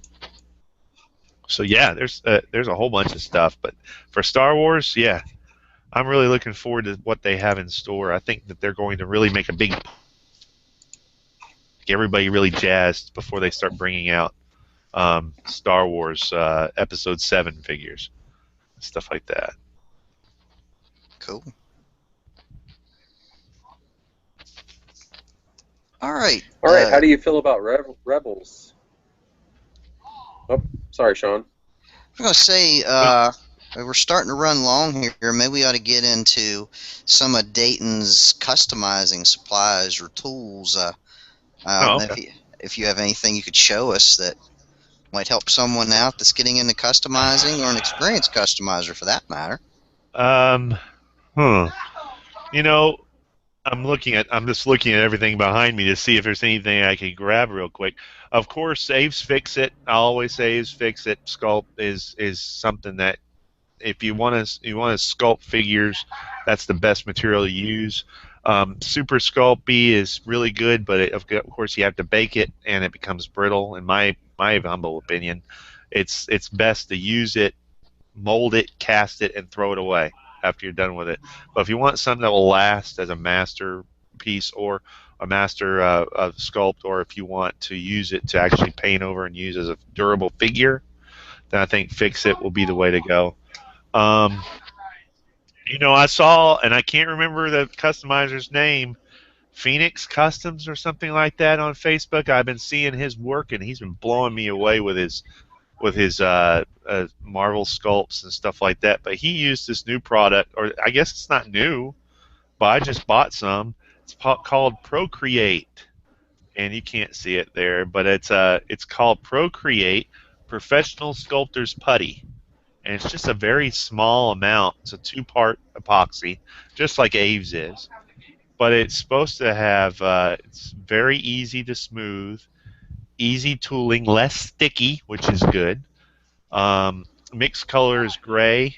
It's made for sculpting little small miniatures or jewelry pieces. But for the scale that us customizers use, I mean, this stuff might be nice to try. I'm going to try it and see how it turns out, and tell you whether or not it's any different from Abe's Fix It or not. But he's been the hair sculpts this customizer's been doing. He's been doing some amazing hair sculpting. I mean, geez, the hair that he's been doing is wonderful, and I need to get into a lot more detail on the hair and stuff like that. So maybe this stuff might help. So I got that. I'm gonna try that. As far as sculpting tools, I'll tell you the one item that I use more than anything are these little clay shapers here. You've seen them. It's little black little clay shapers. I don't see if you can see that. I'm looking at it. There we go. Yeah. And they're all just different points to them. You're not going to be able to see because of the little detail. But they're just rubberized tips on these shapers. And they work well with Aves when you're sculpting with Fix-It and stuff like that. And they come with different types of tips, chisel tip, point, rounded tips. And you can actually take a X-Acto and cut some of them down and shape them in a way if you need a customized tip that you need to use for your sculpting. And those things I use probably about 95% of the time for my sculpt work. And that and X-Acto. Stylus and those other things I do use. But that's for like the 4th hour of detail work when your clay is curing solid. That's when I'll go ahead and use that. But that's pretty much what I use most of the time. I mean, it's really nothing more than that. And I am doing some wax sculpting too, but it's more or less experimental at this point. I'm just getting back into that to see what I can create with it. So I'll probably put more updates on that here soon. Awesome. All right. Any customizing tip or technique you'd like to share, Dayton? Well, when it comes to, let's say, sculpting, I get a lot of questions about how do you get those folds in that fabric, or how do you get the detail, all that detail in that part of the engineer and stuff like that. I keep trying to use the Fix-It, and it's always sticky, and it doesn't allow it gets all over my tools, and it cures on my tools. The whole trick with Aves is timing. The first 2 hours after you mix it, just capture the shape. The 3rd hour, put in the detail, and the 4th hour, really go in and add that finer detail that you can use with a sharp edge or something that you can really press in.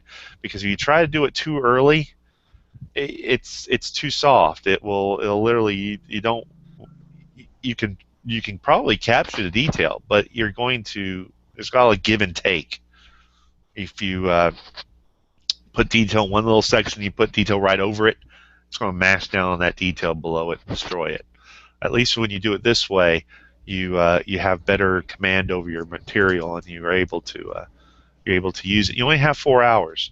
So another tip I say is only do small amounts every 4 hours. Don't try to do a large area, because you won't be able to finish it if you're really working in tight detail. So manage this a little bit will do you each time, and that's what takes so long with some of these casts or some of these customs, because you're doing a little bit at a time. But you get used to it, you get into a repetition, then you fly right through it. As far as casting and molding go, all the tips and stuff like that I've been doing over the last several years still rings true. You know, we mentioned earlier I do that high pour for my casting and my molding. I still think that that's a good way to go. Even so, some people might say, well, it's not proven to work. Well, you know, hey, would you rather find out the wrong way or the right way? I don't know. I'd rather just do it and think it's working for me. And that material that I talked about, that white material, I'll find out the name and I'll post it.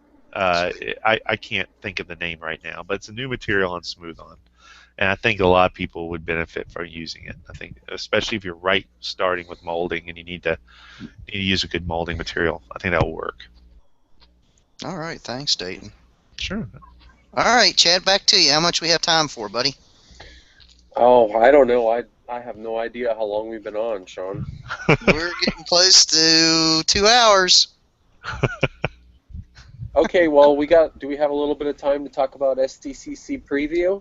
Why not, man? Yeah. All right.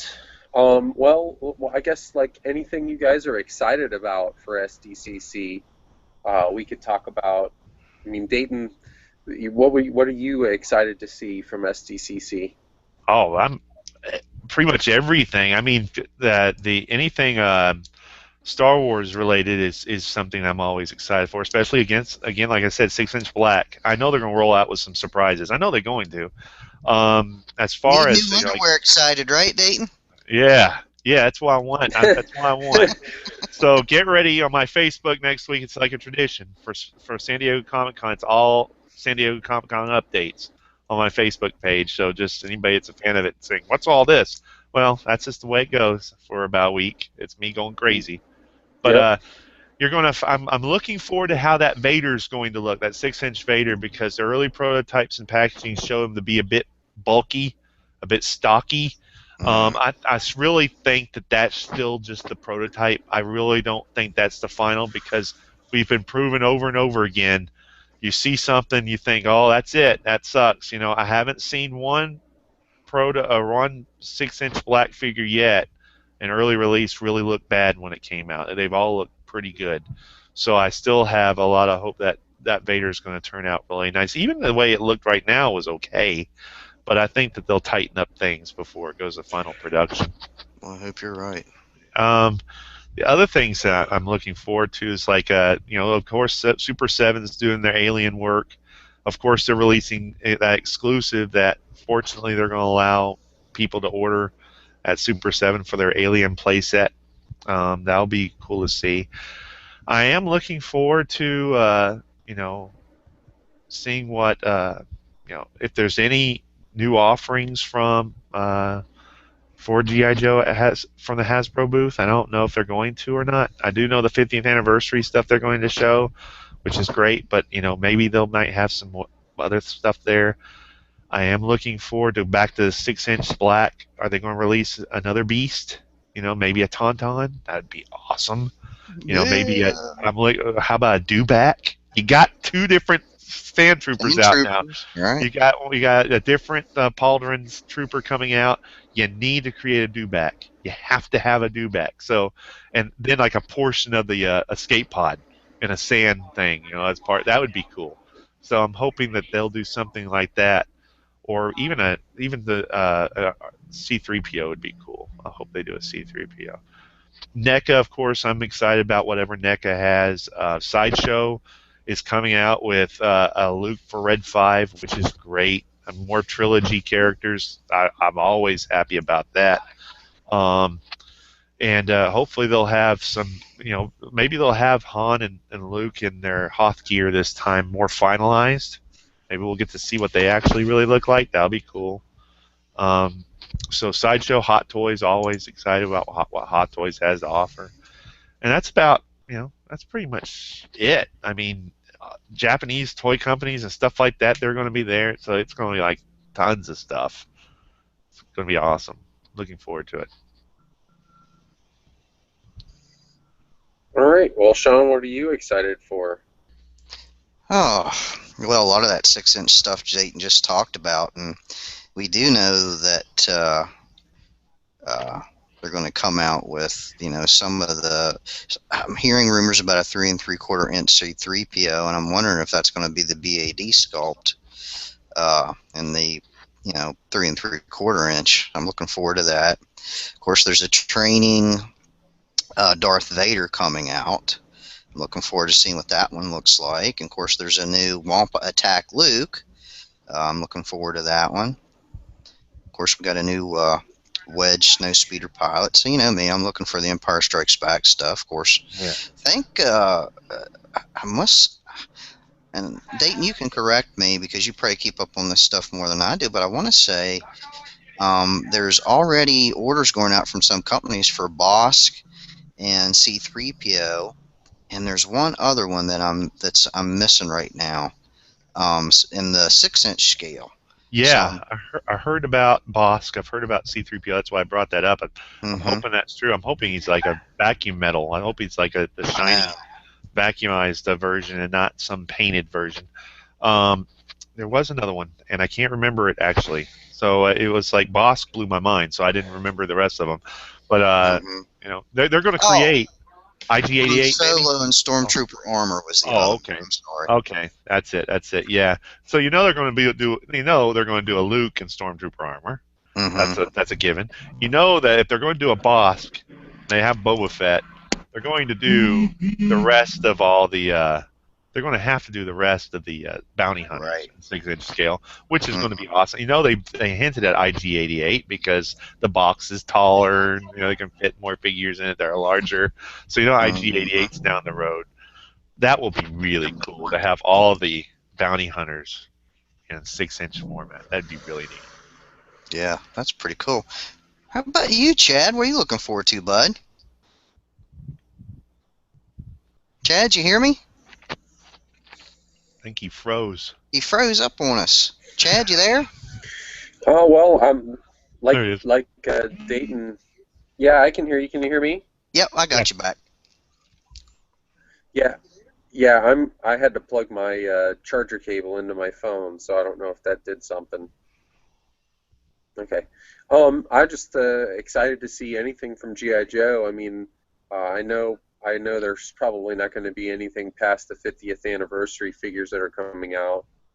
I think this would be a really cool time for them to do something creative like they did with Pursuit of Cobra, since it's a while before the next movie comes out. But I don't think that's going to happen.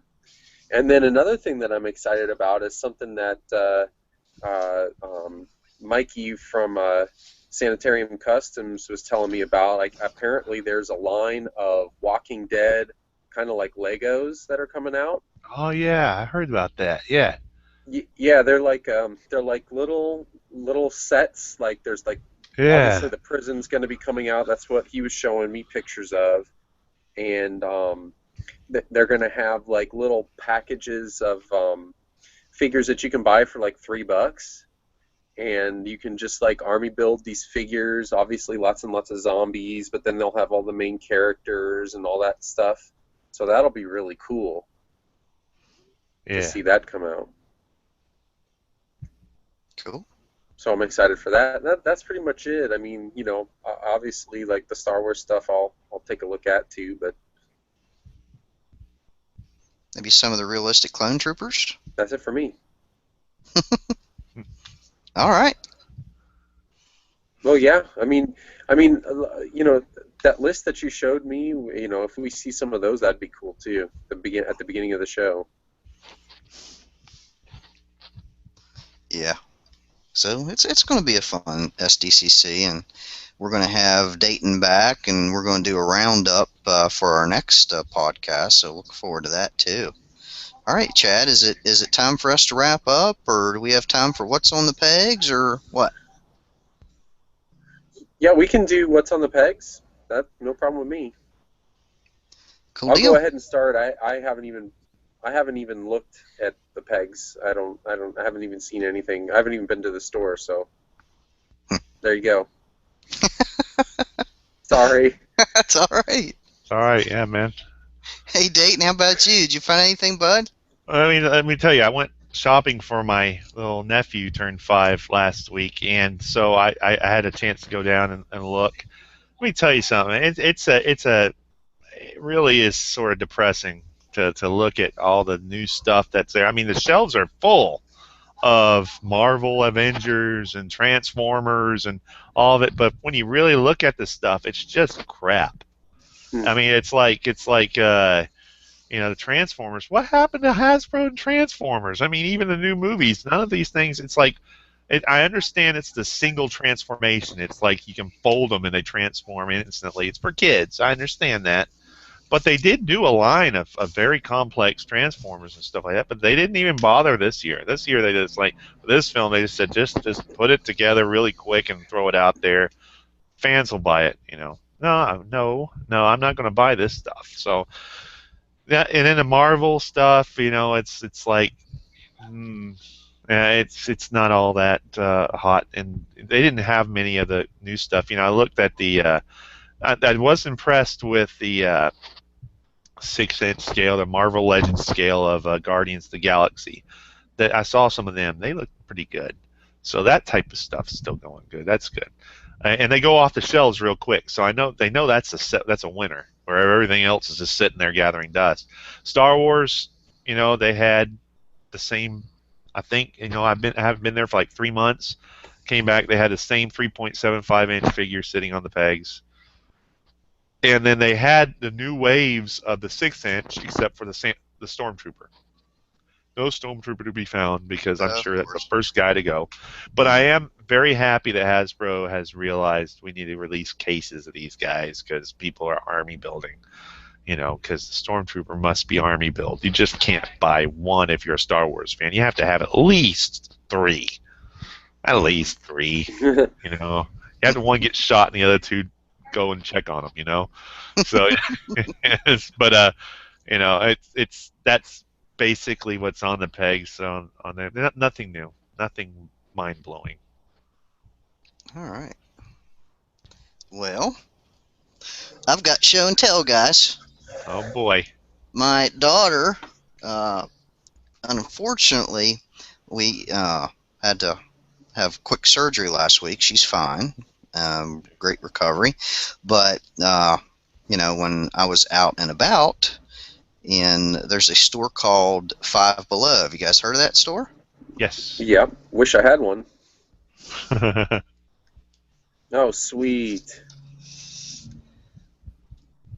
Awesome. There you go. Hold on. See if I can get these up here real quick.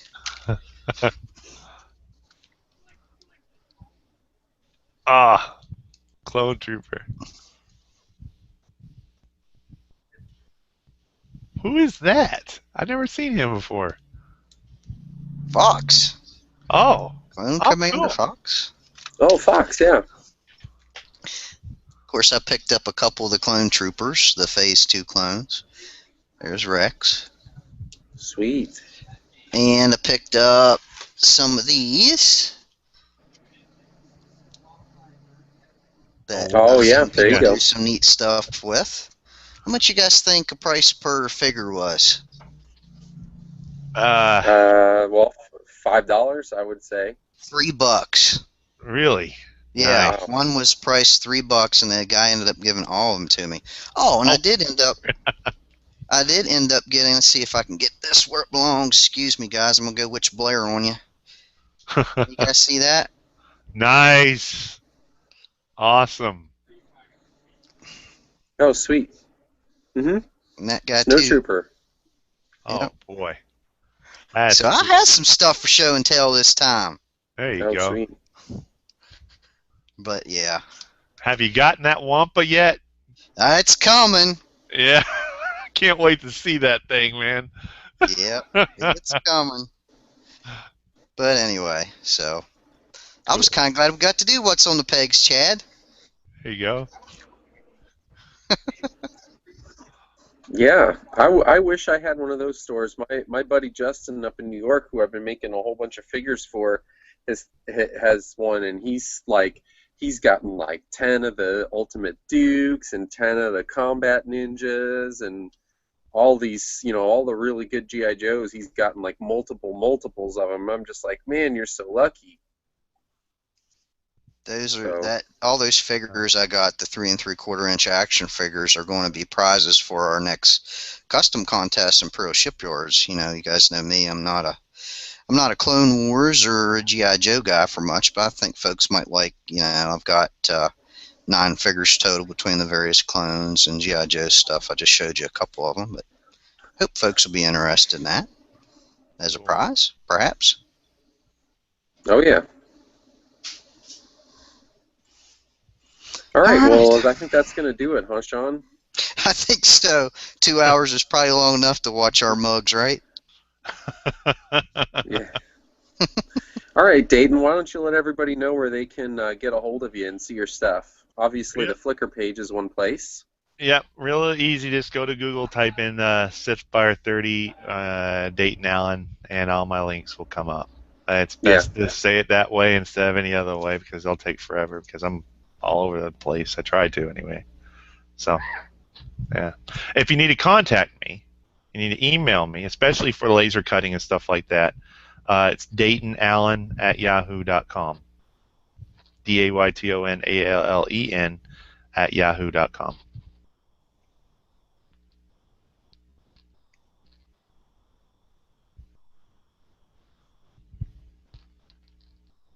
I think Chad must be going in and out, Dayton. Oh, okay. Yeah, he's out. He's frozen again. You there, Chad? He's gone. He doesn't like us, does he? No, his computer doesn't like us. His tech doesn't like us. All right. Well, if you want to find, Chad, you can find him on Facebook. If he comes back in, I'll switch to him real quick. You can also find him on Instagram. He's all over the place. You can find him at Imperial Shipyards. Of course, you know me. You can find me, Tamer, at imperialshipyards.net. Also on Facebook. Oh, I think he's trying to come back. Chad, you there? Hey. There it is. Yeah, can you hear me? We can hear you. We don't have video, but you can at least share your contact info. I tried to do it for you. Sorry, my wife called. That was my wife calling. Yeah, that's the one drawback of using my phone is that if somebody calls me, it kind of takes the phone over. So, mine is just lucasclones@gmail.com. All right. All right, Chad, close us out, bud. I shared my contact info.